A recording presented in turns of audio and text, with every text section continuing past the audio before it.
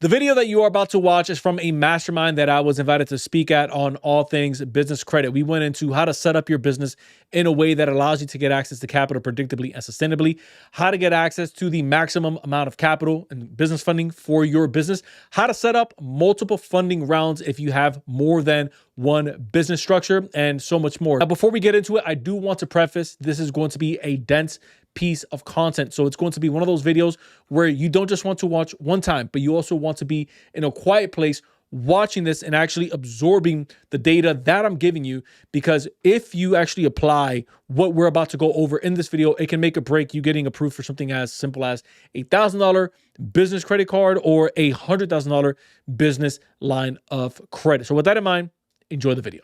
Good deal. So my purpose with this, which is what I told Rad before jumping on this call today, was I want to treat this call, I want to treat this session as if you guys are my highest paying clients, right? And so if you guys hone in for the next 45 minutes to an hour that we have of content, not including the Q&A that we're going to get into, if you guys hone into the information that I'm going to be giving you guys, it's going to 10x your business if you guys take it seriously and if you guys apply the information that I am going to be giving you guys right here on this call. So here is what you are going to gain from today's session with me. We're going to be breaking down strategies and resources to take your business to the next level. I'm going to show you guys the fastest way to build out your business credit profiles. And by the way, this is going to work for any business, but along the way, I'm going to be sharing with you guys some tweaks that you guys can make that'll kind of get you out of the red zone with banks that I see a lot of business owners make. And I want to make sure that you guys are not falling into those traps either. We're going to be showing you how to access funding, whether you're a startup or you're an existing business. I've seen the issue on both sides where I have clients that we have that are 2 days old, that they're having issues with funding. There's a couple of tweaks that we give them and boom, they're off to the races. I'm going to show you guys exactly how we do that on today's call. And then for our existing business owners, I can't tell you how many times I'll have a client that says, Irv, I've been in business for 2 years. I've been in business for 5 years. I have 10 employees. I still can't get a business credit card, a business line of credit, a business loan to save my life. If that's you, I got you covered in today's session. I'm also going to be showing you guys different ways and different methods that you can use to attract funding from banks and lenders. We're going to be breaking down how you guys can access higher limits, not just about getting the cards, not just about getting the lines of credit, the bank loans, but also how can we achieve our goal of accessing more capital, accessing more funding to scale our stores, to scale our companies, to cover payroll, to purchase equipment, whatever that is. I'm also going to be showing you the exact strategy to fund your LLC or corp, however you have it established, multiple times, the fastest way to get access to unsecured business capital, and the best banks and credit unions to go after, with some data points, of course, because obviously I don't just want to give you guys this blindly. We are going to be covering some data points along the way. If that sounds good to you guys, let's get something going in the chat. Let's get some fire emojis. Let's get some thumbs up. Let's drop some ones. Whatever it is, I just want to make sure that if this is what you guys signed up to get today, we're delivering it for you. So let's make sure that those chats are fired up. And if a question pops up, because it's not a matter of if, it's a matter of when, make sure that you write it down. If I have the answer for it, we're going to deliver on it. Maybe Rad has a different spin on it. We're going to let him maybe take his spin on the question. And if I don't have the answer, guys, I'm not one of those people that's going to tell you, hey, this is the answer. If I don't have it, I'll go back into my lab. I'll get the answer. We'll get it over to the team, and we'll make sure that the team delivers that answer for you. Good? All right. So that was what we're going to cover in the session. But here's my personal goal with today's session.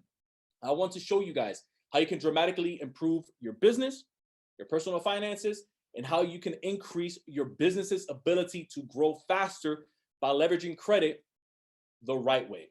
The key word there in this whole sentence is the right way. So if you have no idea who I am, if this is your first time seeing me, that is I without a hat. My name is Irvin Pena. I'm an entrepreneur, financial educator, and a business consultant. Collectively, we have just over, I believe, 1 million followers on all social media platforms. That's on Instagram, TikTok, YouTube, Facebook. We got started on Pinterest. We've been dropping content. We've been growing our audience over on LinkedIn as well, which has been pretty cool to see. I am the founder of the Inside Inner Circle, which is our coaching program where we show our clients pretty much what I'm going to be showing you guys today. So again, like I told Rad, my whole goal with this is to treat everyone on this call as if you are my highest paying client, because I don't believe in withholding information. I believe that that comes from a place of scarcity, and I believe of just giving all of that away, because flat out, I find more satisfaction in helping people and having someone in my DM tell me, hey, that thing that you broke down on that call that one day, yeah, that actually worked. And this is what happened with my personal finances, or this is what happened with my business. And so I get, just a higher, more of a buzz from that, which I call fulfillment, right? We all name it different things, but that's my goal with tonight's session. So some notable things, just kind of putting this out there. I've worked with T-Mobile on some other content creation side, where we created pieces of content for them to, they had a campaign that they were setting up that they wanted to create some financial literacy videos on TikTok. And so I partnered up with Complex Magazine and with T-Mobile. We pieced that together, and I actually ended up creating 4 pieces of content for them, where we millennials as well as the Gen Z, which is the younger generation, on credit, LLCs, and business credit, which was really cool to see some of the messaging me saying, hey, like, my parents didn't teach me this. And to my answer, hey, my parents didn't teach me this either. I've been featured on Orlando Voyager, South Florida Business Journal, and I was also a credit panelist for a show that was held with Fox Soul. Only reason I say that is because I think it's pretty cool, and I thought that you guys should know. Now, this is not photoshopped. This is my family right here, right? This isn't photoshopped. That who you are seeing is my beautiful wife. That is me with a tuxedo. I was actually planning on wearing that tonight, but it was still in the dry cleaners, so I ended up being a bit more formal for you guys with a snapback and a black tee. But I promise you, the content is going to be just as good for you. All right. Those are my kids. And if you're wondering, why are they all the same size? Are they photoshopped in there with the beautiful little girl? No, the answer is I have 4 kids, ladies and gentlemen. I went from one child, which is the beautiful little girl that you see. She is now 3, to identical triplet boys. So yeah, this isn't photoshopped. I went from 1 to 4 real quick. So she's 3 and they are turning 4 months in the next 3 days. So if if you feel overwhelmed running a business, managing kids, I feel you. I understand 100% where you're coming from. Our goal is to continue to keep pressing, to provide for our families, and to leave a legacy, right? But before the beautiful family, before all of that, a few years back, I learned the importance of credit. Yes, this is me right here. You're wondering what I was doing inside of this 2005 Honda Accord. I had my laptop on me, and what you see on my head is a headset. What you see in my hand is a pen, and what you see on my lap is a laptop, right? The reason why I was in my car, it was because my wife at the time was pregnant with the little girl that you saw that picture. This was about 4 years ago, maybe closer to 5. Yeah, no, 4 years ago. She just turned 3. Closer to 4 years ago, she was pregnant with her. The reason why I was in the car is because I was cold calling. And I was trying to pick up business for my real estate company. We had just moved into a brand new market. So if you guys know anything about market penetration, you want to make sure that you're pretty much acquiring clients and acquiring customers pretty much at all costs necessary. And so the reason why I was in the car was because we were living with family at the time. And I was living with family being her parents, nothing against them, but it was everyone's day off. And it was a 2-bedroom apartment. And I was cold calling, and my wife was sleeping. The living room was like the size of the room that I'm in right now, which is my studio. And so I figured I would start my day at 8 a.m. and I would just start cold calling until I would fill up my my calendar with appointments, and then I would go out and I would meet with these prospective buyers or prospective sellers in real estate to see if they wanted to buy or sell a home. But that day, I just remember taking a picture, and I thought to myself, it's never going to be like this forever. And so I took this picture as a token of one day I'll look back at this and say, man, that was a crappy moment, but it built up everything that I am today. I think all of us have these moments. And one of the reasons why I share it was because also in this moment, I had pretty bad credit because I was riding off of my credit cards, trying to turn a profit on my business, which is why I am a big believer in not just acquiring credit to say that it's cool and not just saying, hey, I got $150,000 in business funding, $250,000 in business funding to say it's cool. but to actually know what you're going to do with that money when it comes in. And so with me running into that problem, pretty much running my credit into shambles, I wasn't able to get a new car. So I was stuck with the Honda that I had, which wasn't a bad car. I just wanted something a bit more presentable for clients. Couldn't buy a house. I couldn't rent a new place. So I was in the place where I needed a cosigner. I needed someone to kind of help me out because my credit, again, was shot. I was sent to collections. I didn't really understand the credit system, which hence is kind of why we know so much about it now. Sometimes the thing that we're pushed through the most ends up actually being the best teacher. And so oddly enough, what ended up taking place was my business started to turn. And so the number that you see here is not how much debt I had. The number that you see here, which is $55,288.73, was how much I had in my checking account. This was after coming out of debt. This was after paying off everyone that I owed. This was after cleaning my credit or attempting to clean my credit with what I thought at the time. But I was still stuck. And so you wonder, how can somebody with $55,000 in their account, which isn't necessarily a lot of money, but have to understand that with somebody that was living with family at the time, felt like it was a lot of money. How were you stuck, Irv? I was stuck because I didn't understand that there were still things on my credit that needed to come off because landlords and property managers were still looking at me like I was still someone that was going to default on the ability to be able to make that rent payment. So I would go to different places, different apartment communities, and I would say, hey, I can give you guys 6 months in advance. I would show them my checking account. I would say, hey, I don't owe anyone anything. Like I've paid everything off. I'm attempting to clean my credit right now, but I was still stuck. And then this is what ended up happening right here. I ended up learning about the language of credit and the secret bank rules. I ended up cleaning my credit. I ended up understanding how business credit works, what banks look at, how to clean my personal credit. We won't touch on anything in terms of like how to clean your personal credit too much in this segment, just because I know that Rad has caught you guys up to speed. So I'm going to fast forward right into what we're going to be talking about today, which is business credit and how all of this comes together. So there's two parts to making more money. The first way is choosing the right investment or the right business vehicle, which I'll leave that up to you guys. And I'll leave that up to this program to kind of give you different insights to what you guys can do to generate more income. The second way, which kind of ties into the first way, is knowing how to access funding and capital so that you can fuel that business and fuel that investment. For the purpose of today's assignment, I'm only going to focus on the second portion, which is showing you guys how to access funding and capital. So what's business credit and who needs it? Simply put, it's your business's ability to obtain funding, your business's ability to make payments on time. It's your business's ability to stand on its own. So I want you guys to think of it like this. If Jeff Bezos died right now, would your Amazon package get to your house any later? Would it get delayed? Would they wait for his funeral to pass and then deliver your package? And the answer to that is most likely no, right? And the reason for that is because there's already a system that's established that runs independent of him, which is the sole purpose of why some of us get into business to begin with. We want a machine running for us, whether we show up or not. Now, obviously, there's some parts in the business where we still have to show up, especially if maybe you're the brand, especially if you're the representative.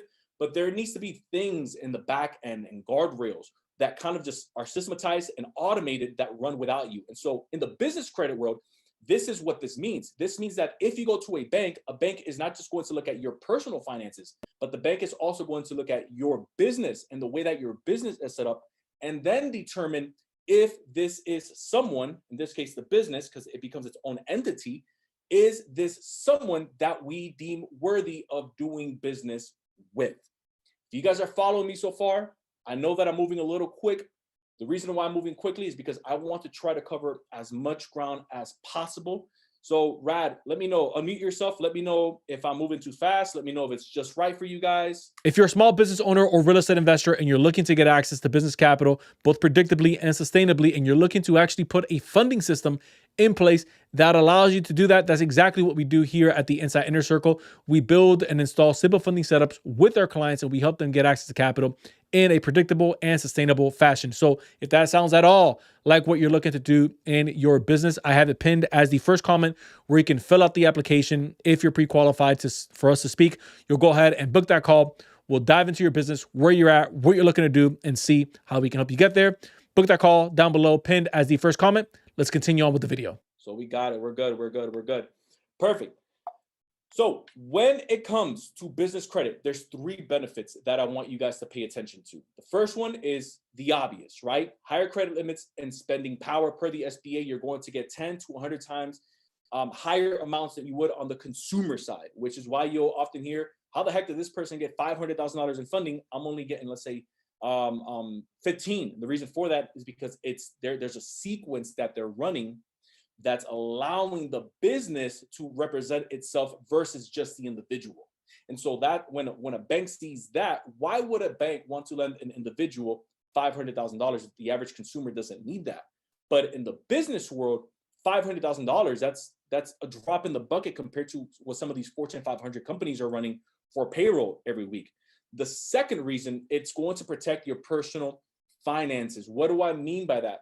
The worst thing that can happen, and one of the fastest ways to cause a business owner to get audited, is when they start kind of commingling their funds. What that means is you have, let's say, your personal credit cards, but you're using, and I know you guys are there because I've been there before. You have your personal credit cards that you're using to try to scale your business.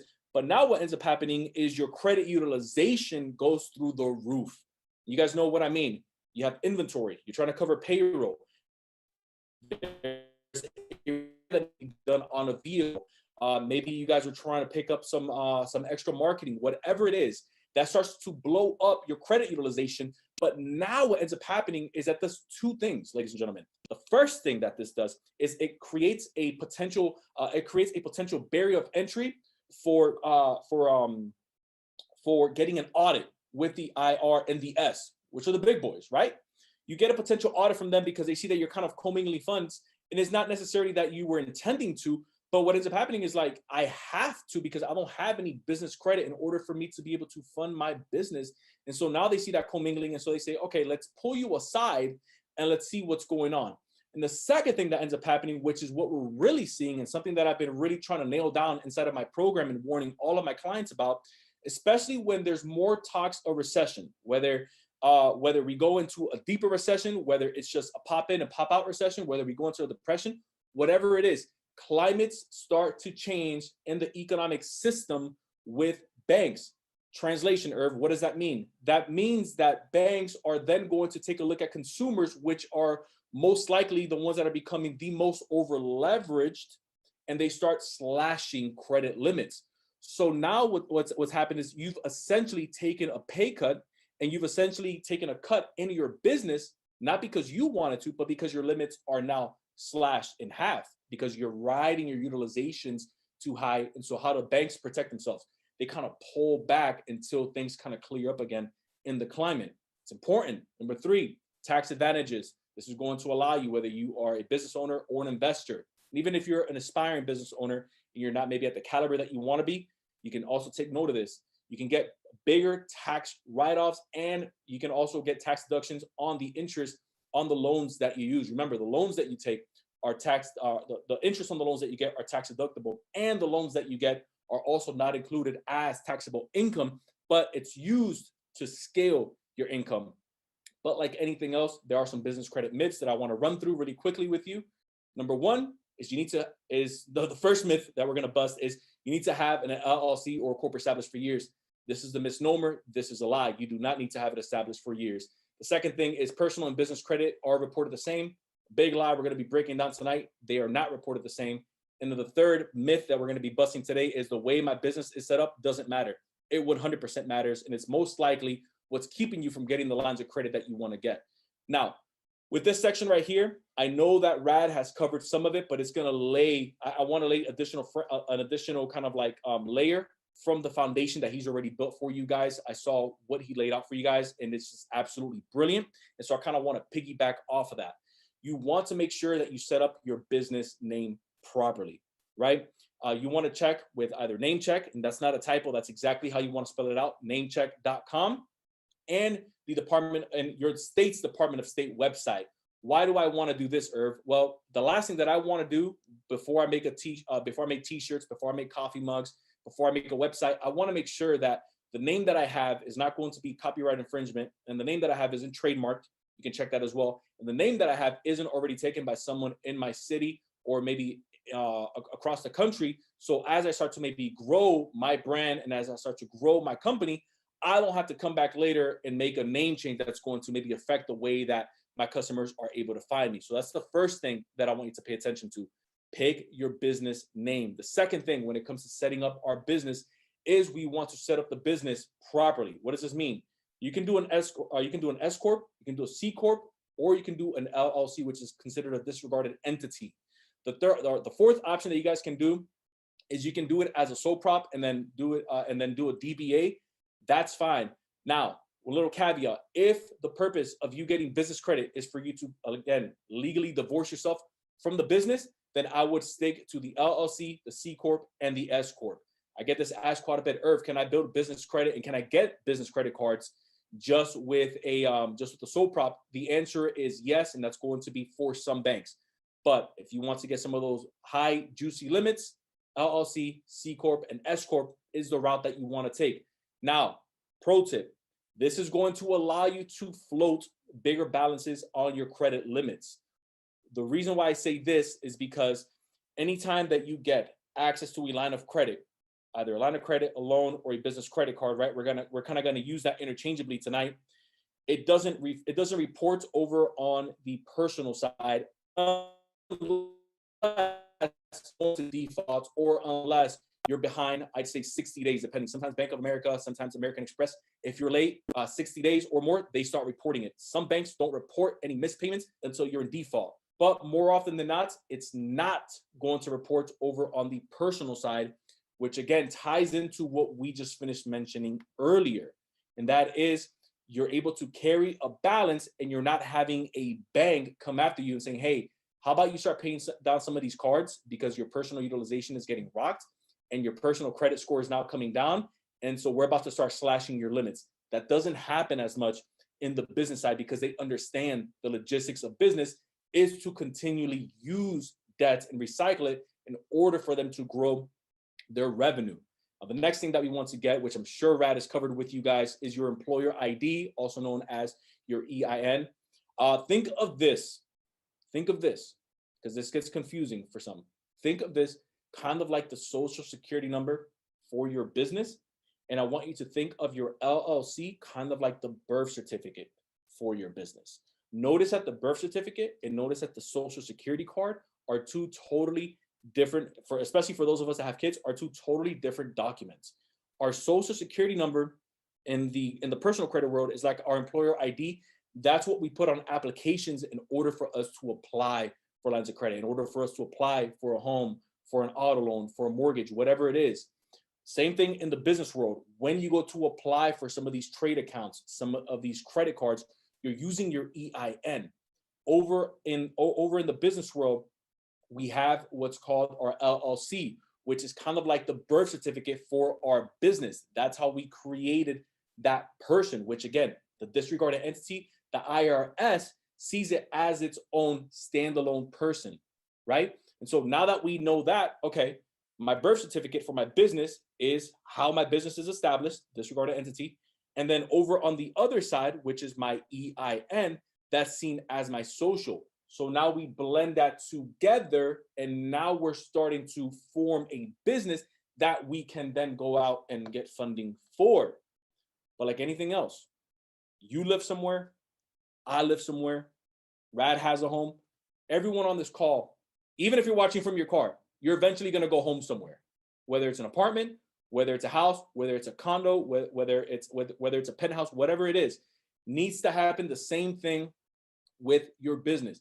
But an issue that a lot of people make is they end up trying to use a PO box. PO box is a big no-no in the business credit world, and it's going to get you automatically flagged, and it's going to get you flagged, and they're going to put a note on your file that your business is seen as unstable. And so if you have a brick and mortar location, fantastic, go ahead and use that. Now, if maybe you don't, and maybe you're a content creator, and maybe your studio is out of your house, but you're looking to scale your business credit because you're trying to get better equipment. You're trying to bring on some employees for payroll. You're trying to really scale, let's say, your media company, or maybe you just operate from home. Maybe you have a lash business. Maybe you cut hair and you're doing that from your garage. Hey, that's totally fine. You can set up a virtual office. Now, the one thing with the virtual office that I want you to consider, it's not a virtual office like what you're thinking. The virtual office, which is what I have listed on here, it's Regus and Opus are two that I usually recommend to my clients. These are physical locations that you can actually walk into and pick up mail. It has to be a physical location. That's the key word. It has to be a physical location that I can walk in and pick up mail. Some of these offices and virtual offices also include workspaces that you can maybe use. If maybe you're kind of just tired and bored of being home and working from home, you can maybe rent that space out. That works fine. But don't fall victim to getting a virtual office or a PO box that's literally just a virtual location. It needs to have a physical address you can walk into, because banks are going to use that as a data point. And I'll give you guys a little gem here. When you're picking the location, pick a location that you know is going to get a lot of traffic with credit unions and also has a lot of traffic with banks. Why is that, Irv? With banks, especially regional, and especially with credit unions, not so much the big national banks like BOA, but the credit unions that are maybe only 2 or 3 in your city or in your state, some of them have a rule that they're not going to fund anyone outside of a 40-mile radius.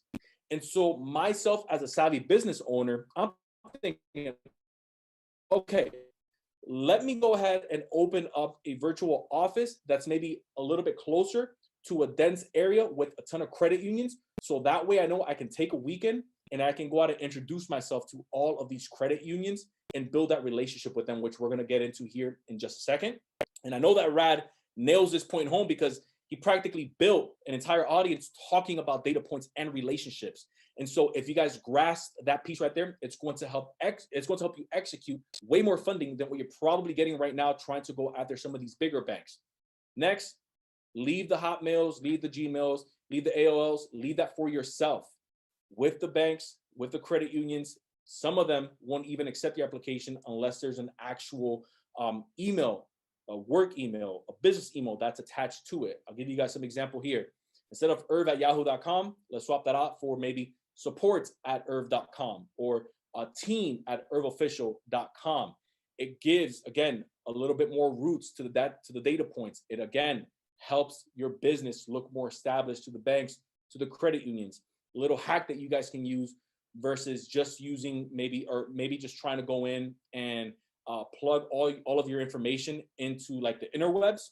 You guys can bypass that. Just pay a small fee. Listyourself.net and ex.com. It's essentially what it is. It's a listing syndication website that allows you to plug in your information, and then it just spreads it out all over the web for you. And this is how your business can start ranking on Google. Do you still want to go to Google My Business and manually input some of that information and still work on getting your reviews? 100%. But one of the ways that you can speed that process up is by, again, listyourself.net or ex.com. Business phone line is crucial for a lot of business owners because they think to themselves, okay, Irv, if I get myself a business phone line that's, let's say, a 1-800 number, because I know what you're probably thinking. If I get myself a business phone line that's a 1-800 number, my customers are going to think that I'm too big to take care of them. And you could be right. But here's how I want you to kind of flip the script on maybe that way of thinking. I would only recommend or only suggest for you to get a business phone line. Again, if you're going to use it, right? But you want to have kind of like a mock setup, meaning this is the number that you're going to use on your application versus solely using your cell phone. Remember, there's 2 lines on the applications. You have your business line and then you have your cell line. You're still using your cell phone line in the cell phone section, but in the business line, use a business phone number that you guys can get with freedomvoice.com. I believe it's less than $25 a month to set up. And, or you guys can also set it up through your virtual office. I know that Opus, which we just finished talking about, offers it with a virtual office setup, or Regus, where you can get maybe a fax number and a business line. Some of them even offer a secretary, which is pretty cool when the bank calls in or when the credit union calls in to verify that the business is what it is, and they say, hey, thanks for calling XYZ Enterprises, how can we help you? That's a data point that they're checking off versus just having the cell phone. Now, you can still have the cell phone set up, but one of the cool things about Freedom Voice and even some of these other business line services out there is you can just forward the call to you. I don't recommend for you to use Google Voice. Again, it looks unstable to a bank because you can just swap out a Google Voice number quickly. And so when you're building out these data points, it's all about the routes that you're setting up, which is what we're doing on this call. Here's a pro tip. If you wanted to, you can switch out the phone lines that you have. If it makes sense for you financially, and if it makes sense for you tax-wise, you can switch out your personal lines and put them under your EIN and essentially convert them into business lines. Again, if that's feasible to you. If it's not, leave it the way that it is and just get yourself a third-party number with Freedom Voice. I know that Verizon reports to both Dun & Bradstreet and to Experian.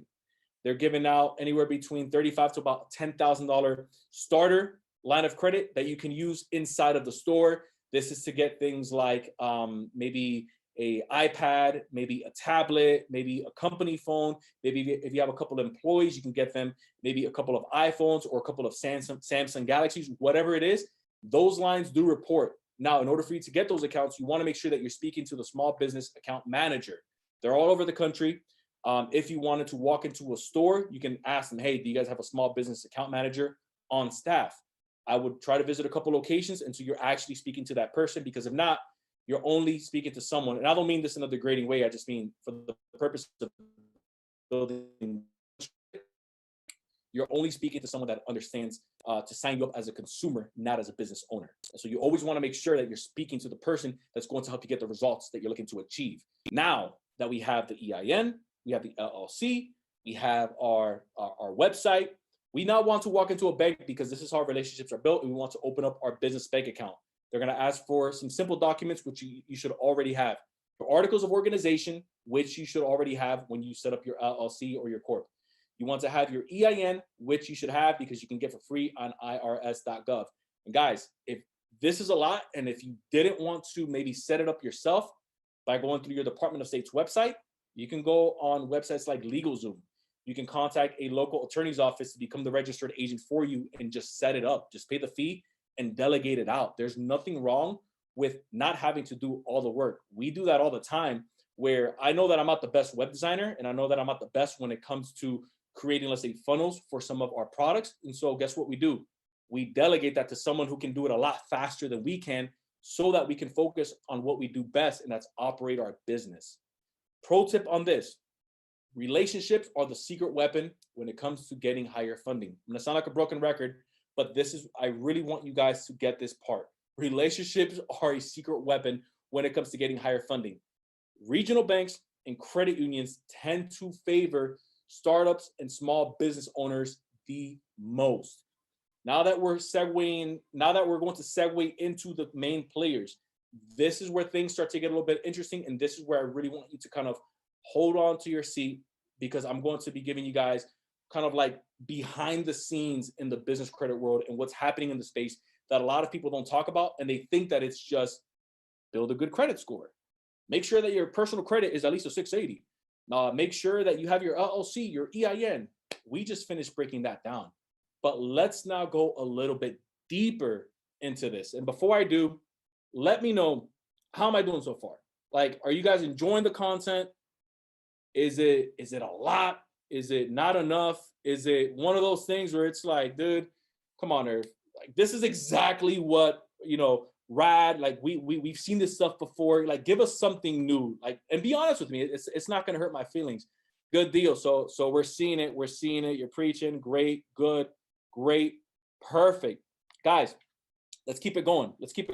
So the main players is going to be Dun & Bradstreet, which is the biggest business credit bureau here in the United States. Experian Commercial, Equifax Business, and I have Small Business Financial Exchange, but it's a trick. Small Business Financial Exchange is not actually a business credit bureau. The Small Business Financial Exchange is a reporting agency. So if you guys have an American Express business credit card, You probably noticed that it does not report on any of the business credit bureaus, right? And if it does, cool, but most likely it's not reporting. And one of the reasons why is because the data is being furnished over to the Small Business Financial Exchange. Now, if you're wondering what's the purpose of the Small Business Financial Exchange, or why are you bringing them up? The Small Business Financial Exchange is who furnishes the data for Dun & Bradstreet, and they also furnish data for Equifax Business. Going deeper with that, the Small Business Financial Exchange is also where the SBA is going to take a look at for some of the loans that they go out and they distribute. So the SBA is essentially going to look at, I'd say, 3 data points. They're going to take a look at the Small Business Financial Exchange to make sure that all of your business credentials are lined up, to make sure that the addresses match up, to make sure there's no UCC filings, all of that.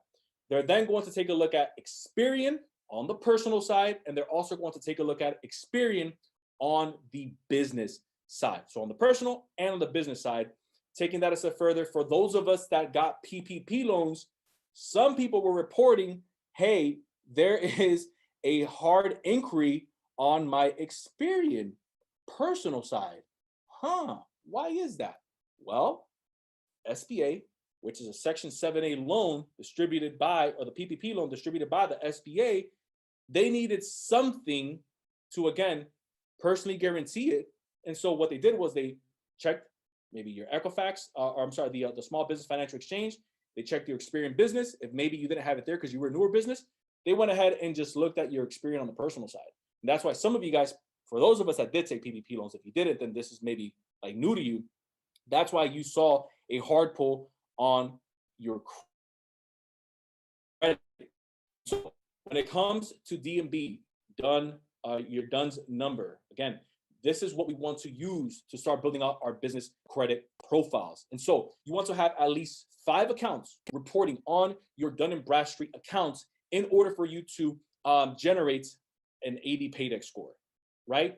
And so what a lot of people end up doing and where they drop the ball is they have maybe 2 accounts that they think are reporting but aren't really reporting. And then they're kind of working with vendors, which we're going to get into here in just a second.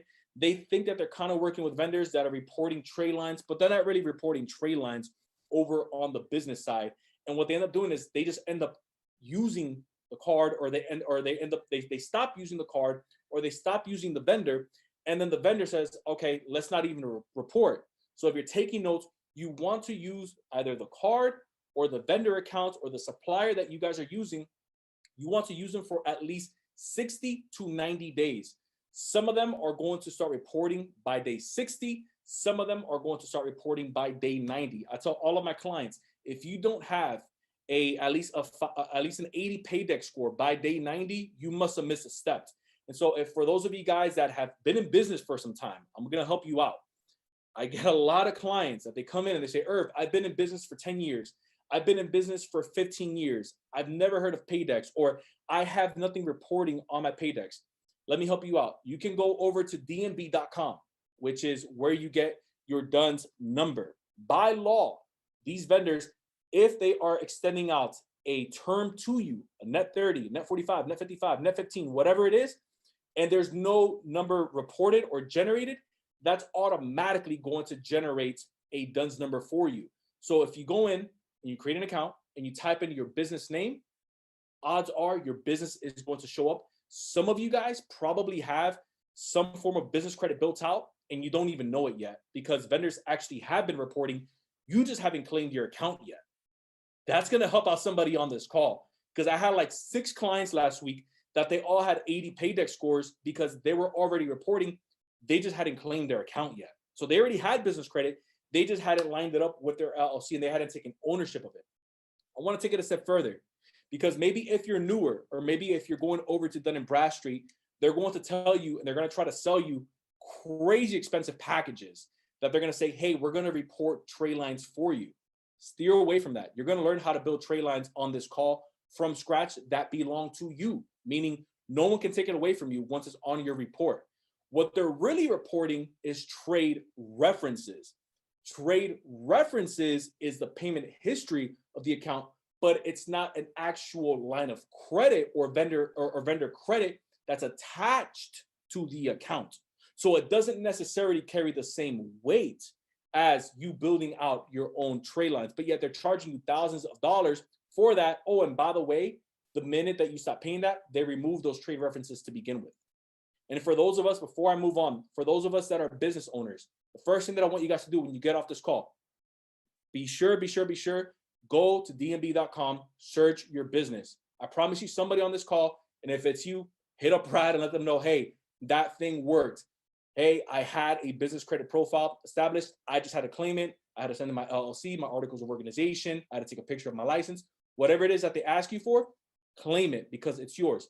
The second thing that I want you to do, if you're an existing business owner, and if you've been doing business with some vendors, whether it's suppliers, whether it's equipment financing, whatever it is, you want to reach out to those store owners. You want to reach out to those vendors, and you want to let them know, hey, we've been doing business for some time. I've never missed a payment. I've always paid you on the time, the net 30, the net 45, the net 60, whatever it is. I want to see if you can report this for me. Some of them aren't going to report it, right? They're only going to report the reference at absolute best. Remember, they have to at least report the reference. If you want the trade line, say, hey, can you extend a line of credit trade line that's actually going to report for me? On their end, they may need to fill out some paperwork with Dun & Bradstreet, Equifax, and Experian, but let them know, I want to continue doing business with you, or I may be in the place where I may take my business elsewhere. So at least you kind of had that as leverage. Cool? I hope you guys picked that up. So when it comes to vendor accounts and financial accounts, you want to have both on your business credit profiles. Pro tip, by the way, vendor accounts, for those of us that don't know, let me not move past that. Vendor accounts, for those of us that are wondering what that is, those are things like net 30s, net 45, meaning have 30 days. If we're using the example of a net 30 account, we have 30 days from the day that we're invoiced in order for us to make that payment, right? So in the business credit world, there's something called days beyond terms, DBT, days beyond terms, which is really what's being used against you if maybe you're late by 1 day. So now they start counting late by 1 day, late by 2 days, late by 3 days, late by 4 days, and that's what starts to plummet your score. So if there's anything that you take from this call, the simplest way that you can boost your business credit is just pay that thing off in full. It has to be paid off in full if you want the full benefits of building on your Dun & Bradstreet score, because vendor accounts are going to report over with Dun & Bradstreet. Some of them report with Equifax and Experian, which we'll get to them here in a second. But I want you guys to know, when it comes to building business credit, start with making those payments on time. It sounds elementary, it sounds simple, but like, I can't tell you how many times somebody wants a hack for building something out, and it's like, just pay it on time. I promise you that's going to be better than any hack you'll ever get. Just be responsible with your business, whether you're running your books yourself or you have an accountant.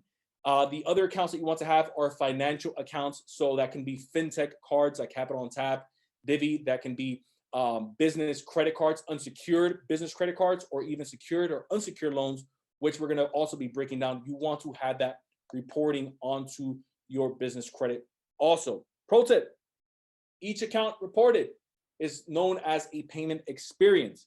And so one of the fastest ways that we like to build out our business credit profiles with our clients is that we tell them, make sure that when you are building out your business credit profile, you're getting strategic with who you decide to shop with and who you decide to pick as a vendor or as a supplier for you. What that means is, if I had to pick between a supplier that's only going to, let's say, report to Dun & Bradstreet versus someone who's going to report to Dun & Bradstreet, Experian, and Equifax business, I'd rather you go with the latter. Reason for that is because I'm going to have now 3 payment experiences laid out across the board with all 3 business credit bureaus. And that's going to help me out way more than just having a score with Dun & Bradstreet, which is what most business owners have because it's the easiest one to get, right? So if you can get someone with Experian and Equifax, then by all means, take that. And I'm also going to be showing you guys some different accounts that you guys can tap into, but you want to make sure that you're building it out across the board. So for those of us that are taking notes, for those of us that are on the recording, for those of us that are on the live call, take a screenshot of this, take a picture, take a mental photo, whatever it is. These are some of the accounts that you can quickly move into to build up an 80 Paydex score, to build up at least an 80 on the Intella score, which is Experian, and to build up, I'd say at least, you want at least a 400, maybe a 420 over with Equifax, because Equifax range, one of their scores ranges from 224 to 580, right? And so the way that you want to set this up is up top, I have Uline, Summa, and Grainger office supplies. I listed those up top because it's the one that you guys are most likely familiar with. It's the one that everyone talks about, and rightfully so. They've been out for quite some time and they still report. But one of the things that you want to note is that in order for you to get these tray lines to actually report to your credit, it has to be something that they deem, worthy. So you want to make sure that you're spending at least $100 with them in order for them to actually report it on the back end. This is known as the tier system. I'm going to give you guys the PG and the non-PG way. But with the tier system, what you can do is you can essentially make purchases. So that's batteries, office supplies, toiletries, whatever it is. Just make sure it's at least $100. And then you want to make that payment within the terms that they give you. More often than not, it's going to be a net 30 account. Now, here's where things get interesting, because with Crown Office Supplies reports to multiple accounts. And so this is one of those things that if I had to pick, let's say, between a Crown Office Supply or a Grainger, you may want to have both, but I definitely want to make sure that I have a Crown Office Supply on there, because it's also going to build up my other business credit profiles. eCredible, for those of you guys that don't know, it's a powerful tool.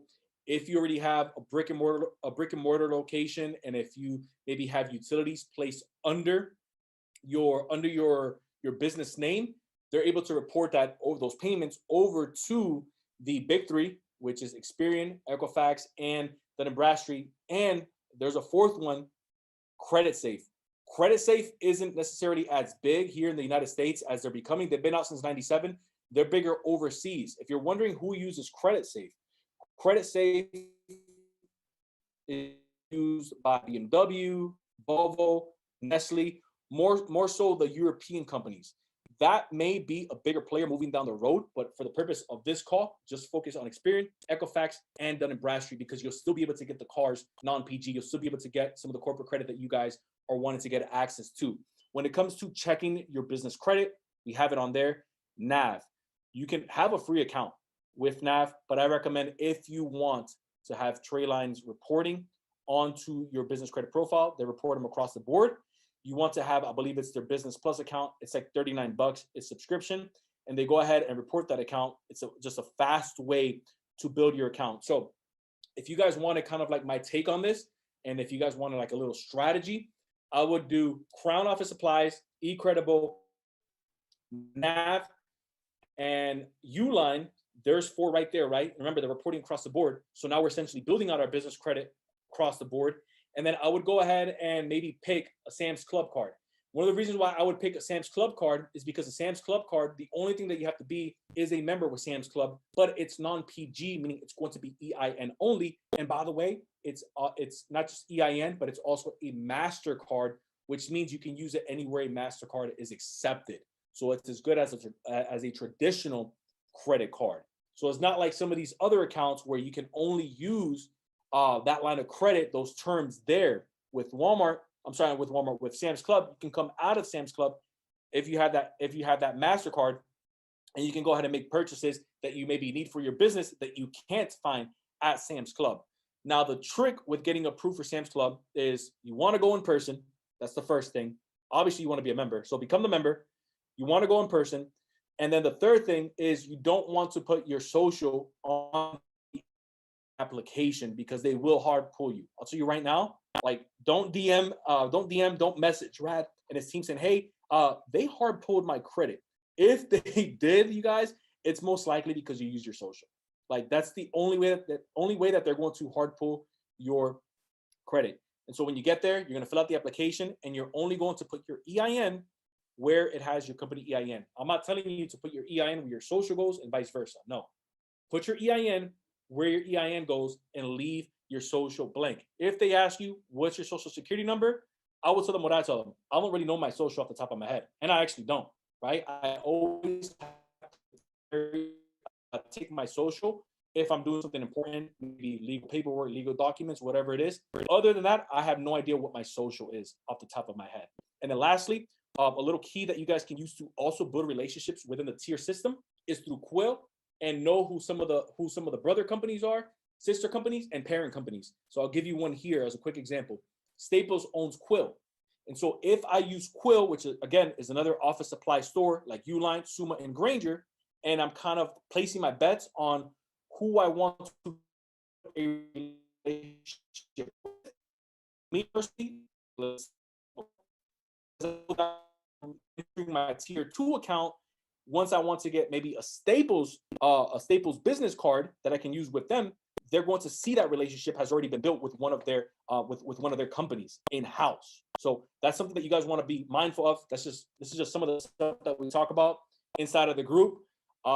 This is pretty much some of the results that we get, which is pretty cool to see. And this is really what I expect for you guys to get out of this call, whether you have to listen to it 1 time, 2 times, 10 times, whether you have to fast forward to your favorite part or whether you have to slow it down. But I do want you guys to get results. Now, there's 2 ways to fund your business. And before I move to this section, we're now going to start talking about funding, both PG and non-PG methods. I want to give it to you guys all, right? All stuff and no fluff, like my guy says. Let me know how I'm doing in the chat. Drop a 1. Drop a 1 if we're ready to stop. Drop a 2 if it's like, keep it going. Like the kids are in bed. Like my wife is the champ right now. My wife is taking care of the triplets, is taking care of our little girl. Like, yeah. So she is the absolute MVP right now. But if you guys are willing to go, I'm willing to go too. We got all the 2s. We got all the 2s. I love it. I love it. I love it. Okay, good deal. Let's get right to it. So there's 2 ways to fund your business. I went ahead and merged these 2 together. Really could have been 3 ways, but I merged them together because they kind of run parallel with each other. BLOCs and loans. BLOCs meaning business lines of credit. This means that you can use these lines of credit like revolving cash. What does that mean, Herb? That means that if I needed to go into a revolving line of credit, I can have some of that money sent over into my business checking account and I can withdraw from it, right? Now, obviously, you guys want to be mindful of the rates. Obviously, you guys want to be mindful of the terms, but that's in essence, that's what a BLOC is.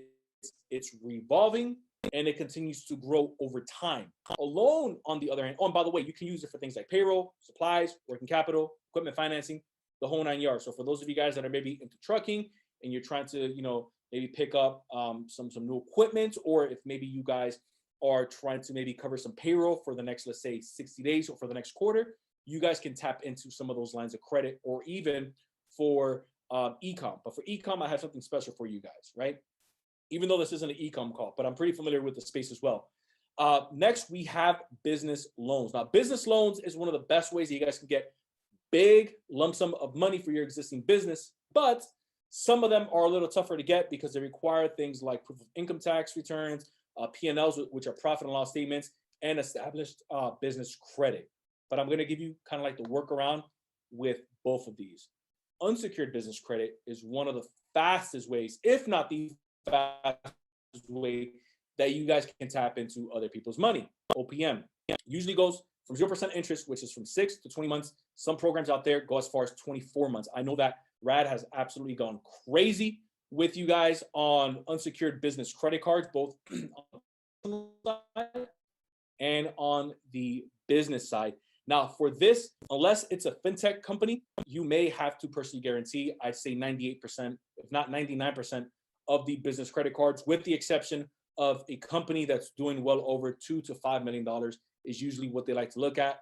So I just want you to brace yourself that 9 times out of 10, I'm going to have to personally guarantee a business credit card, right? I'm going to have to personally guarantee this stuff, especially when I am starting out. And so there's 2 types of credit cards that you want to pay attention to. Number 1 is a revolving credit card, which means it's kind of like if you guys are familiar with Chase, it's like a Chase Business Inc. It's a revolving credit card, which means you can carry a balance with them. And so let's say if you used $5,000 on a card, you would only maybe have to pay the minimum of whatever that balance is.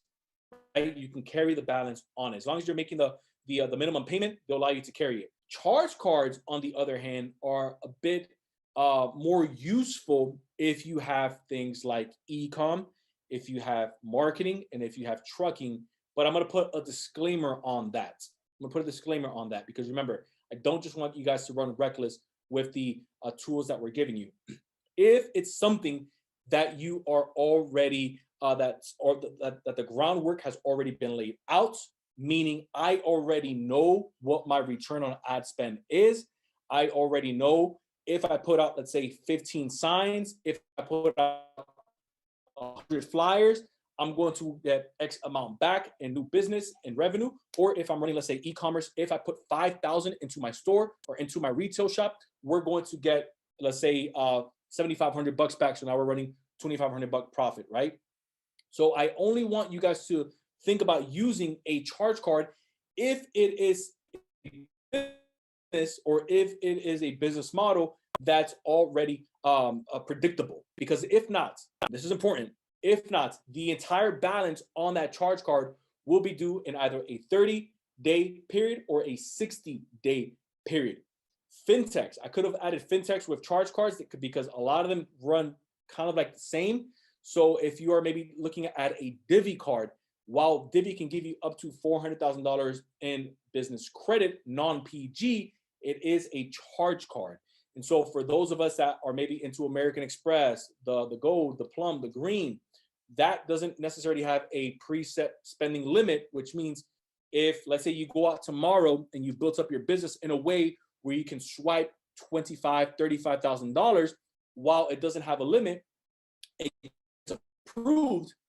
Guess who has to make that $25,000, $35,000 payment next month? That's right, you, the business owner. So unless you know for a fact that your business is pumping at that level, I would steer clear of charge cards or at least scale them in a way that you can actually stomach making the full payment. So I want you to look at charge cards kind of like a net payment. Again, the full payment is going to it needs to be made in order for that to actually work for you. So moving on from that, I had to slow it down there because I know that a lot of people get excited and they say, oh, no spending limit, let me go out and let me start applying. So it's kind of like handing a loaded gun to somebody, right? So I want to be very mindful of this. We want to be very cautious of some of the debt that we're using to leverage. So here's how we're going to access high rounds of funding and increase our approvals.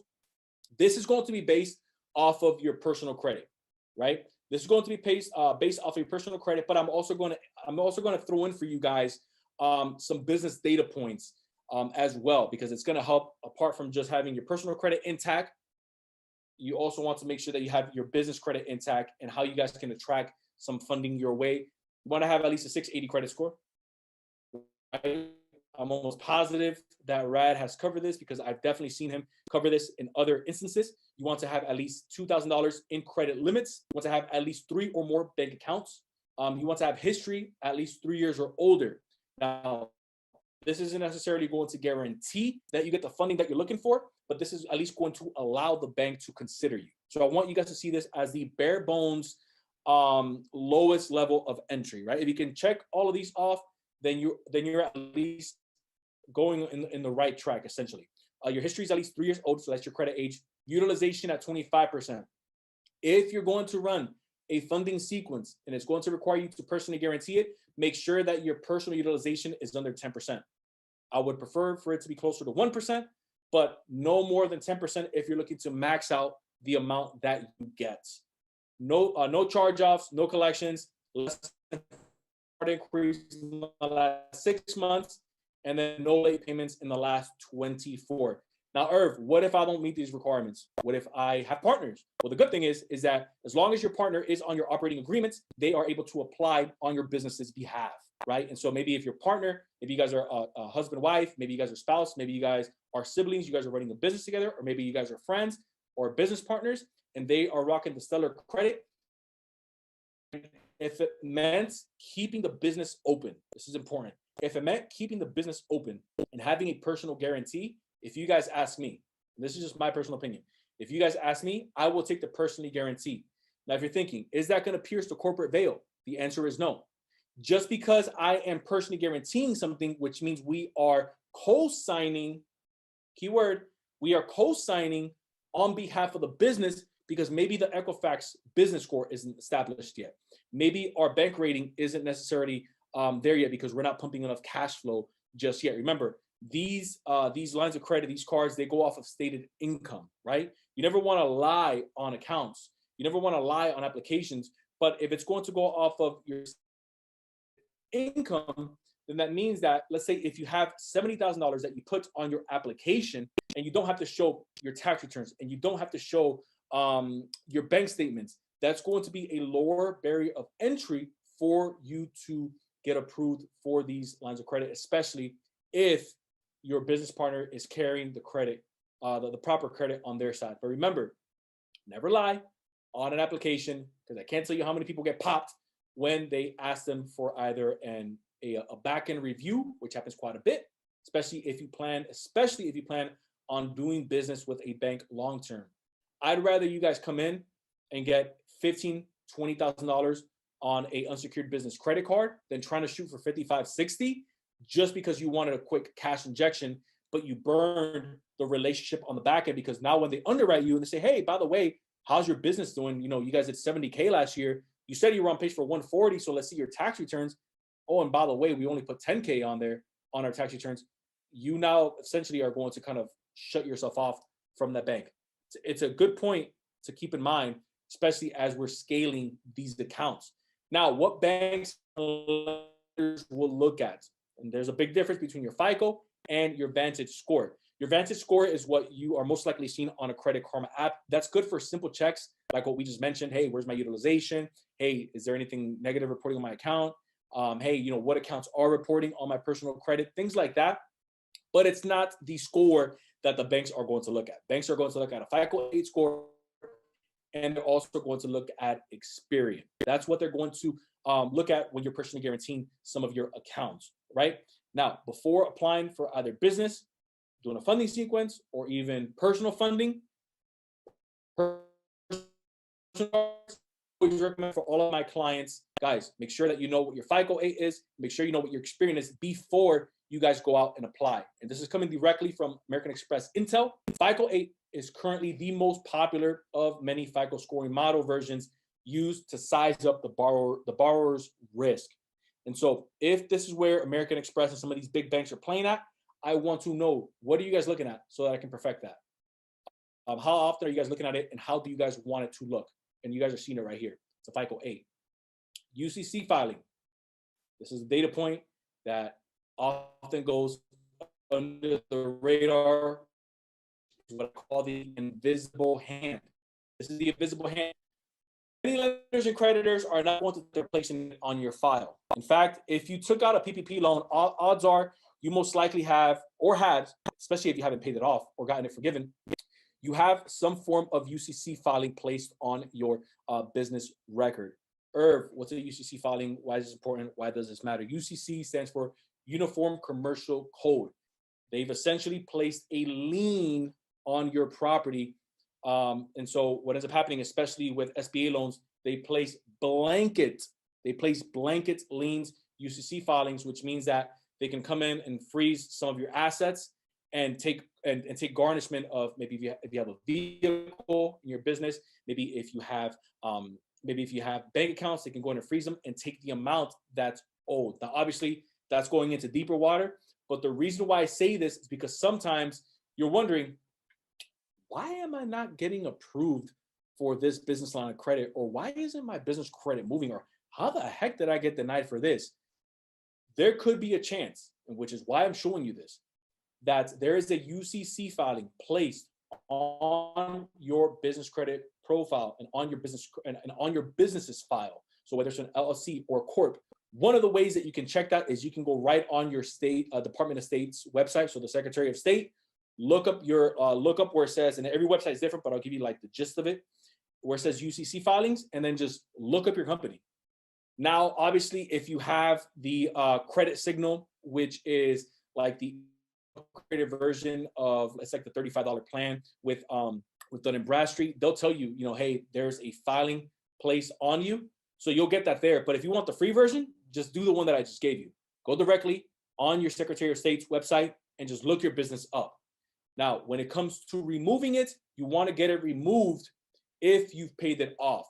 What ends up happening is, especially with vendors, if you go out, more mom and pop vendors, you go out and maybe you got a line of credit with them or a vendor account with them, they probably placed it on your, which is normal, right? They placed it on your business and maybe they just flat out forgot to remove it. So one of the fastest ways that you can get that removed is you can file a UCC3 form. You file a UCC3 form with them, or before you get to that place, you can just flat out call them and ask them, hey, I've been trying to get some funding. I've been trying to grow my business, but I see here that there's a UCC filing placed on my business, on my company from you guys. Would you mind removing it? You'd be surprised, guys. A lot of them say, oh, I had no idea. Yeah, let me go remove it for you. And then of course, if you took PPP loans, make sure to keep an eye on that as well, especially if you've already filled out the forgiveness portion. Now there's 3 types of loans. We got the full doc loans, which is where the misconception comes in from with a lot of people, where they say, oh, you need to be in business for 3 years in order for you to get approved for vehicles and cars and business bank loans. And there's some truth to that, but they're spinning it. And I think it's because of lack of information. They're referring to full doc loans.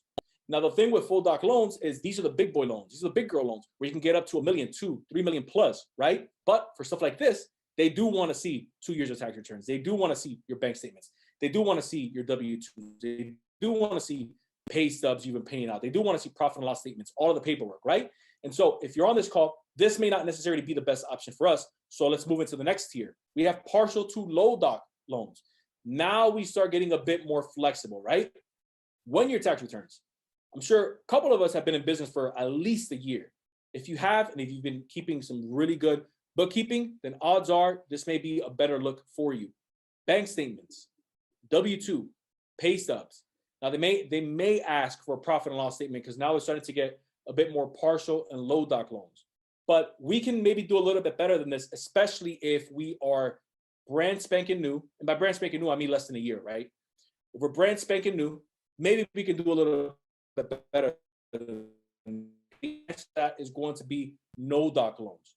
Now, no doc loans allows you to go off of stated income, which is what you're putting on applications. Remember, don't lie. Actually put the stated income, right? You can use your personal income and your business income because it's going to ask for both on the application. Some of them put projected revenue. So you want to make sure that you watch the wording on some of their applications. Now, for those of us that are maybe filling out no doc loans with a projected revenue on it, and maybe you're a newer business, you have no tax returns, you have nothing to show for your business of income that's actually coming in, right? What you can do for projected revenue is you can see and take a look at, okay, I'm in the lawn care business. And so I'm going to do my homework as a business owner. What does the average lawn care business owner make within the first, from year 1 to year 3, right? For my demographic, for my zip code, for my area.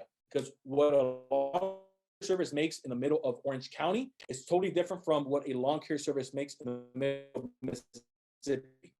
And so you want to make sure that it makes sense to the bank, because they're also going to take a look at where your business is located due to the, again, zip code of where your brick and mortar or where your virtual office is. Now you guys can see how all this starts tying in, right? I'm showing you guys how to think like what the bank is looking for. So that way it facilitates the process. So when you go in and you start asking them for money and we start asking them to pretty much start a relationship with you, they actually want to start a relationship with you. And so I'm going to take a look at, okay, this is the average more so for the projected revenue in this side of town. So I may want to, I'm projecting, I may make $85,000, right? If it's between 65 to 110, you may want to put yourself in the middle, but I'm definitely not going to use Orange County numbers, right? Remember, we're only doing this for projected revenue because these are projections. We're not doing this for stated income. Stated income has to be what you're actually making. Now, they are going to personally guarantee, which is essentially what's going to help you get this loan. Because remember, no doc loans are more for starter businesses. The most that they lend up to is up to $100,000. Once you pass that $100,000 threshold, you now start going into partial docs, and then once you move beyond that 500 to $1 million, that's when you start going into full doc programs, right? Now, the cool thing about this, it's not going to require you any bank statements, W-2s, or tax documents. Again, this is, in my opinion, the best option if you're looking to take the loan route when it comes to getting business funding, again, through the no doc loan route. But make sure that your business credit is with the data points that we just gave you. And then you can always set up the relationship with them and then go back and potentially, obviously, get approved for this type of funding, this type of product. Now, this is what I call the high approval secret weapon. This is what the banks don't tell you. This is what I'm gonna tell you. This is what's really going to help you catapult not just the amount of funding that you get, but also the relationship of what they want to see on your application, because you're going to get it directly from the source. Here's what I mean. So you want to obviously have relationships, and you want to make your file you want to create fundability, right? You want to be fundable, right? So apart from having our business set up correctly, the right name, the right address, the right articles of organization, that's what AOG stands for. Your SIC codes, you want to make sure that they're at low risk. Your NAICS codes, you want to make sure that they're at low risk. I'm sure that Rad has covered that. If he hasn't, I'll give you an example. Because I had this with the client, he was having a really hard time getting approved because he runs a trucking company. But we're not going to say that, oh, just switch it over to something that you don't do just because it's going to be low risk. No. So you want to be strategic. And so you think, okay, according to the NAICS codes that I have, that I can use legally, what's something that's maybe seen as a lower risk? So we figured out logistics, which is still in line. We're still being ethical. Logistics is still in line with trucking. So the minute that he switched it over to logistics, you got the new NAICS code, boom, the gates opened up for him just off that small tweak. For those of us that are in real estate developers, real estate investors, that is one of the highest, what I say, the highest risk codes that you can think of is going to be real estate developers, real estate land developers, and investors. I believe there's about 32, maybe 33 different codes inside of the real estate NAICS code bracket. And so one thing that we also did with another client is that we said, hey, instead of putting on the application that you're a real estate developer, because that was the code that you were getting, and that's a business that is just runs rampant when it comes to defaults, why don't you put it as real estate management? Because you do run a management service, don't you? Yes, I do. You also happen to have some properties that he was renting out. So again, switching that over to real estate management, boom, the low risk came down. Now we start seeing the floodgates open up with real estate funding. Business checking accounts, which is going to help you build up your bank trust and your bank rating. If you guys have no idea what the bank rating is, you're going to get a score from a 3 to a 5.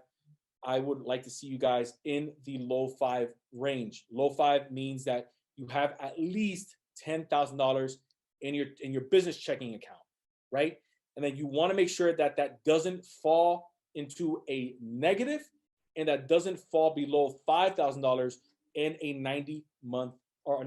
90-day period, because that's going to generate on the internal side, especially for those of us, again, going back to Rad, because I know what he gives you guys. Going back, this is similar to the 91.3 rule that happens with Navy Federal, where you guys are using some of these pledge loans to, again, kind of hedge your way into building that relationship. We're just doing it on the business side. And then the biggest piece, well, it's all important, but the biggest piece that I would say that a lot of people kind of just run right past, they have no idea about, is relationship managers. Relationship managers is the gateway, the key, the holy grail to you getting access to a higher limit and to you knowing why they may not want to do business with you at this time, right? So I always tell our clients, when you walk in to a credit union, to a local bank, ask them, hey, is your relationship manager here? I like to speak to your relationship manager. The key to this is let them know that you're going to be making a handsome deposit that day. That's your script. Yes, why would you like to speak to our relationship manager? Well, I'm actually going to make a deposit. I want to open up, I have a business that I'm running, and I want to open up an account with you guys. I'm going to be making, I'll give you an example, right? I'm going to be making a $35,000 deposit into my business checking account. Guess what's going to happen? They're going to see you a little bit differently from someone that's just coming in, opening up a regular mom and pop college account, right? Because they're saying, wait a minute, this person's actually putting funds into this account on the business side. This is going to work far better than doing this with maybe a Bank of America or doing this with a Chase or doing this even a Wells Fargo, right? The reason for that is because Wells Fargo, Chase, Bank of America, even though those are tier A banks, those are tier one banks, they're used to working with whales. They're used to working with hedge funds. And so $35,000 to them, it's like, yeah, that doesn't even cover our payroll for the week. You know what I mean? But to a credit union or to a regional bank specific in your area, to them, it's like, this is good. This is exactly the type of clientele that we want in here. Yes, how can we help you?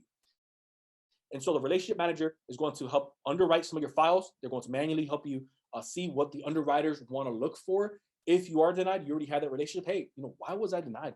What happened? What do they want to see? Well, hey, Irv, you've only been banking with us for like 2 months. They really wanted to see at least 3 months in before you apply for any lines of credit with us. You think you could hold off maybe 60 days, whatever their guidelines are, right? An extra 60 days before you apply again? Oh, 100%. Do you want me to keep making deposits into this account? 100%. Absolutely. That relationship speaks further than you just being a number to some of these banks.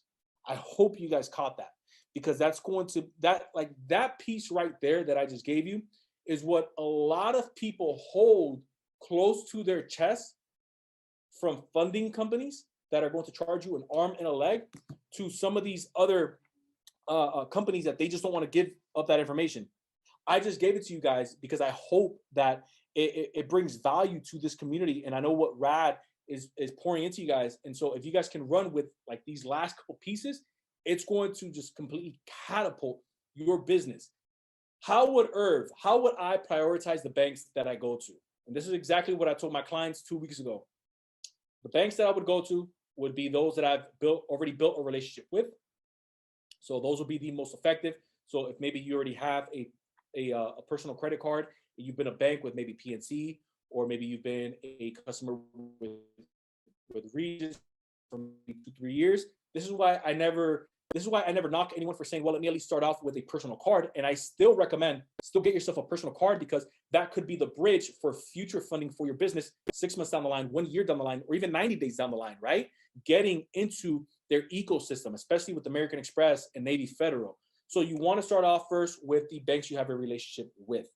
Next, I would recommend you want to use banks that issue out their own cards, preferably 0% business cards and no doc loan products, or low doc loan products if you already have, at least a year or two of tax returns, and you can actually show that, hey, my business is profitable. Like, we're pumping some pretty good cash flow. We just need some help in terms of funding. And so that's what I would take a look at. Banks that issue their own cards. Number 3 is going to be banks with business credit pre-approval offerings that they send you. So if maybe you got an email, or maybe if you got a letter saying, hey, we want to extend this offer to you. American Express does this quite a bit. Chase does this quite a bit. We want to extend this, 100,000 point offer to you at 0% interest for 12 months, for 15 months, whatever it is. Go ahead and just insert this code. That's going to be dramatically higher than you just trying to approve just by walking in to a bank and not having any of these steps in place. And then the fourth one that I would recommend for you guys to use, if you guys are prioritizing which banks to go after, it's the one with the most liquidity in the business account. What does that mean?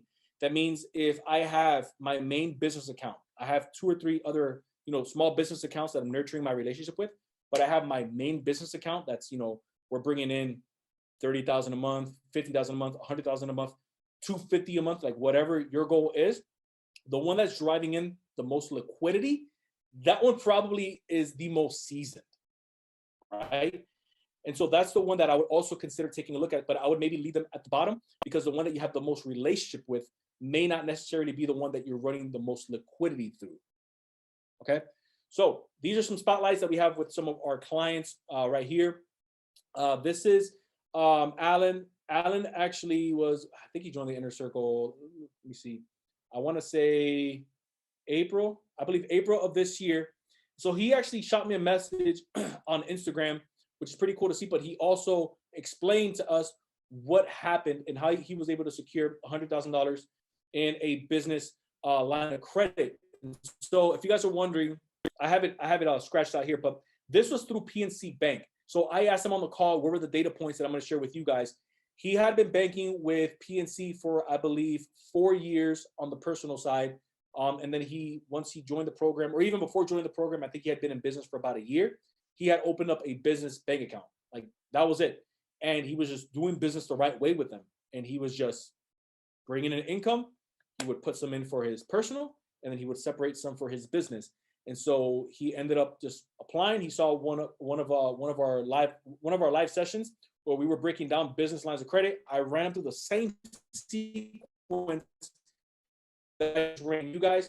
He went out, applied, and lo and behold, he was able to secure himself $100,000 worth of a business line of credit. Now remember, with the business line of credit, that's scalable, meaning he can use that, he can tap into that, and if he wanted to, maybe send himself into the business account funds so that he can pull out, which is as good as cash, he would be able to. And in addition to that, it's not a term loan, which means with the term loan, once that term is up, that account gets closed and that's it. You have to apply for another loan. With the small business line of credit, he can essentially scale that account to infinity. Obviously, I'm sure there's going to be a limit, but what happens now is that it attracts something known as common credit, right? And common credit, or comparable credit, depending on how you want to say it, common credit, comparable credit.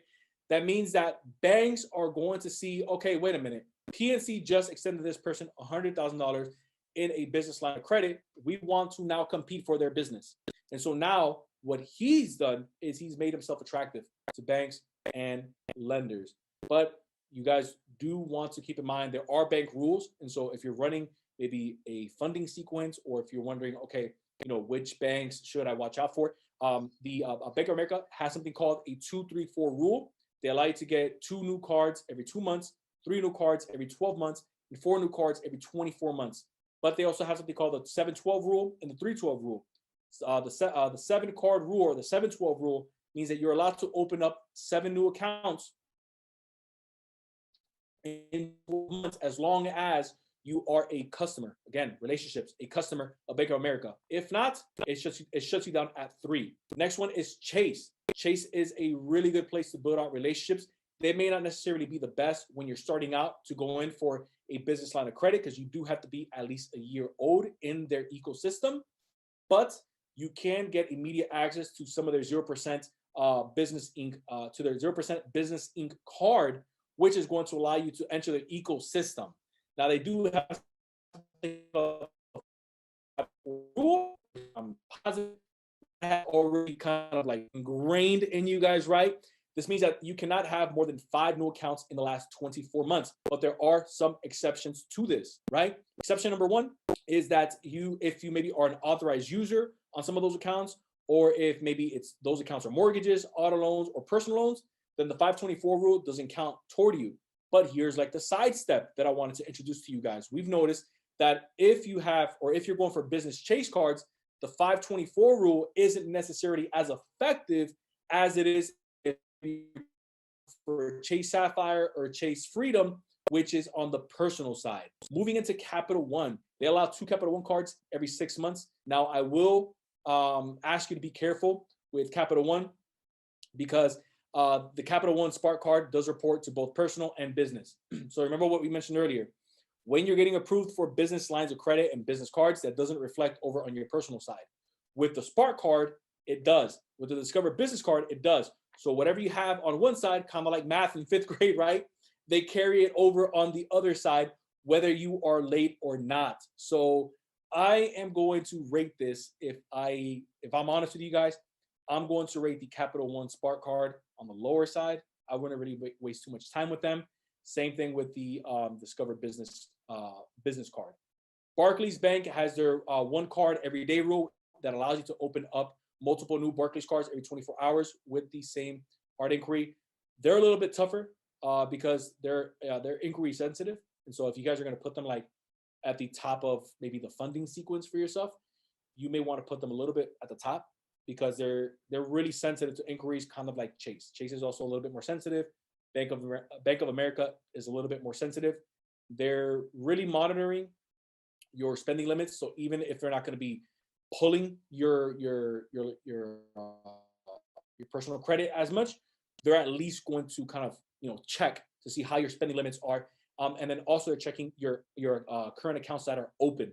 They're also wanting to see that you're not fishing too much for new accounts. American Express, which is where a lot of people want to get into, and rightfully so, right? Especially since American Express is now teamed up with Kabbage, which you can, I think, get up to, I think it's either $150,000 or $200,000 in a business line of credit with Kabbage, which is a fintech company, but they've American Express bought them out. And so if you are already in the American Express ecosystem, you can bypass a hard credit check and get yourself a business line of credit. Obviously, if your data points are on point, because you being in that American Express ecosystem, you're essentially able to tier your way up through their cards, both on the personal side and on the business side, without having to use any more hard inquiries. I think Dub was on our call on Tuesday. I know that I have the 5-card rule on here, which is usually like a good rule of thumb to keep in mind. I think Dub has at least 15 cards with American Express. Like, I'm not even kidding. I don't know if he showed you guys that. I think Dub Washington has at least 15 American Express cards, which absolutely blew my mind. Almost wrapping up, and we're closing out with this, which is really important. Top national banks, grade A banks that you guys should consider. I have American Express, Bank of America, Chase, Citibank, US Bank, and Wells Fargo. These are all of our grade A national banks. I wouldn't mess too much with Citibank on the business side. If you maybe are someone that doesn't carry too much interest, or really doesn't carry a balance rather, so you're not really paying an interest. But if maybe you're looking more for 0% funding, like we talked about earlier with unsecured business lines and credit cards, maybe Citi isn't necessarily the best for you, because they don't have any 0% products on their side for business. When it comes, I'm on there, and I know that I'm going to get a lot of heat for, bro, why do you have Wells Fargo on here? You're killing us. Or like, you're doing so well up to this point right here. And with these guys right here with Wells Fargo, I want you guys to use them as a magnet. This is the strategy for you guys. So if you're taking notes, watch this. Remember what we just talked about with comparable credit, which means banks, credit unions, and lenders are going to look at what's already on your profile. Okay, what does he or she already have on the profile that we can compete with or compete against, so that we can bring them into our ecosystem? And so the hedge and the strategy with Wells Fargo is that Wells Fargo has a really low barrier of entry for you to get a secured business loan, right? You can do it through your CD. So you open up a business CD, and it's low. You can start off with a low $500. But if I'm being honest with you guys, I wouldn't do anything less than 5K, right? So if you're gonna do it, you want to do it right, because according to what you put there is what's going to attract the type of funding that you want. It's kind of like attracting a bad client. Like, sometimes it's better to say no to a bad client, because bad clients know bad clients. And so you're just gonna fill your ecosystem up with clients that are just headaches. And so I want you guys to think of it the same way with Wells Fargo, right? And so 5, 10, if you guys have more, $15,000, $20,000, whatever it is, treat it the same way that you would the pledge loan play, right? With Navy Federal. Pay 90% of the balance off as soon as, excuse me, as soon as it comes in. You guys got me losing my voice. I'm getting excited. As soon as that balance comes in, so that when other banks see it, they're like, okay, let's go ahead and extend them a 15. Let's go ahead and extend them a 15K limit, 20K limit, 30K limit, because this is what they already have reporting on the business side. The key to this is that when it reports over to your Equifax, to your Experian, to your Dun & Bradstreet, wherever it reports, it's not going to report like it's a secured card or a secured loan. It's just going to report that it is a business loan, which is really cool. Moving into credit unions and regional banks. If you're taking screenshots, I call this kind of like the Holy Grail. Excuse me. I call this kind of like the Holy Grail of credit unions and regional banks, especially if you're starting out, if you're wondering where you should kind of invest your relationships into. I have KeyBank, I have PNC Bank. Obviously, my clients are absolutely killing it with them. I added Fulton on there. Now, keep in mind, you may have to look at your region. Some of these banks may not be in your region. I have Fulton. I believe Fulton is up in Jersey. PenFed is for the most part, I think, all across the East Coast. Navy Fed, you guys already know. House of High Limits, one of the biggest, or if not the biggest credit union in the country. We have SunTrust Bank, and BB&T, which is now Truist. Now, with these credit unions right here, I don't want you to just stay stuck, even though this is like a gold mine with these guys right here. I don't just want you guys to stay stuck with necessarily these type of credit unions or these type of banks, as much as I want you guys to use this as a framework of, okay, who in my area, which in my program we call unicorn credit unions, who in my area is a unicorn credit union that, and let's define that. Unicorn, let me put some context around that for you guys. Unicorn credit union means that there's no more than 3. If there's more than 3 credit unions of that same, that it's not a unicorn, right? It has to be something specific to maybe your area, maybe your region. The reason for that is because you're not going to be competing with the whales. You're not going to be competing with the big hedge funds. You're not going to be competing with the bigger business owners. You're only going to be competing with the smaller pool of lending that's done in your specific area, your zip code, your demographic, which means they're more likely to want to lend you money and do business with you because you are their customer versus a bigger bank. And so as you guys are going through their website, as you guys are going through some of their products, just think to yourselves, okay, Irv said, take a look at maybe some credit unions that are maybe less than 3 in my area that are unicorn. And so one of the fastest ways that you guys can do that, I'm sure when you're driving around and you're commuting, you look and you're like, who the heck is, I've never heard of that bank in my life. Who the heck is that credit union? And here's the game changer. A lot of these banks and credit unions don't even bother to update their websites. Their websites are usually, they look like they were built in the 90s, right? The reason for that is because they focus on relationships, meaning they want you to walk in. You want to walk in, you want to grab the brochure, you want to shake the hand of the relationship manager, you want to know who the banker is. So that way, when you're ready to pull the trigger, you're maximizing the funding that you get. Now, I'm going to give you guys a bonus funding play. I know that for sure because he covered something similar to this on his channel. And so I wanted to bring it to your attention because it is one that one of our clients ran recently and they knocked it out of the park. I believe they got 110 on their side on the business line of credit, which is absolutely powerful. They are going to pull from Equifax. You are able to double dip. The cool thing with them is that you're able to see, kind of like what you are approved for off the soft pull. And your double dip, meaning you're able to get both the business unsecured line, credit card, and you're also able to get up to $250,000 in a business line of credit or a loan. I would consider this more of a kind of like a semi full doc, low doc, definitely not a no doc, because if you see they're asking for your bank statements. So if it was a no doc, they wouldn't ask for bank statements at all. So this is more of a low doc where they're going to ask for at least 3 months of bank statements. I have been seeing data points where they are asking for more. And if you're wondering, with your Equifax, if your Equifax is at least at a 380, you should be good to go on the business side. If it's on the personal side, nothing less than 700, at least from what we've been seeing. Maybe it's a little bit different in your region. You can usually get funded within 2-3 days after approval, which has been pretty cool. And if you're wondering, which account was that the client applied for, they let me know that they applied for the line of credit because they needed working capital. So it was similar to Alan, who applied for the line of credit with PNC. That's a business line of credit. Again, these are some of the results we're getting inside of the program. And it's pretty much what I just finished laying out for you guys. So if you ask me, we're going to take Q&A, but if you ask me, Irv, what were your clients doing? Just literally go back and catch the replay. So there you have it. Again, if you are a small business owner and you're looking for a predictable and sustainable way to get access to business capital, let's see if we're a good fit. Book a call down below. It is pinned as the first comment. See you on the inside.